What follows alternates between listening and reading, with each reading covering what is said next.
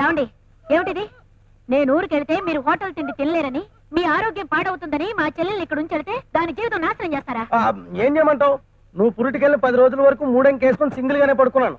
ఓ రోజు swimming dress లోను దివ్య భారతలా నీ చెల్లెలు నా కంటికి ఆనేసింది. ఎమోషన్ వచ్చేసింది, తట్టుకోలేక కమిట్ అయిపోయాను.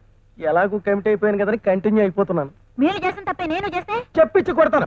నేను మగాన్ని, నా ఇష్టం వచ్చినట్టు చేస్తాను. అయితే దీని ప్రతికేం కావాలి? ఏం కావాలంటే నీ మెడలో పడేసినట్టు దాని మెడలోనూ లైసెన్స్ బిల్లు తగిలించేస్తాను. సైలెన్స్ గా ఎదురు పడండి. రాత్రి మల్లెపూలు తెస్తాను.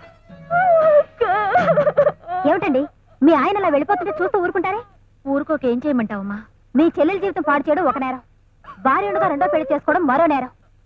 పోలీస్ కంప్లైంట్ ఇచ్చి అతన్ని జైలుకు పంపిద్దాం రండి. ఆయన్ని జైలుకు పంపిస్తే మేము రోడ్డును పెడతాం. ఒక మగవాడు అంటుంటేనే మా బతుకులు ఇలా ఏడ్చాయి. అది కూడా లేకపోతే మా బతుకులు ఊరమ్మడి బతుకులు అయిపోతాయమ్మా.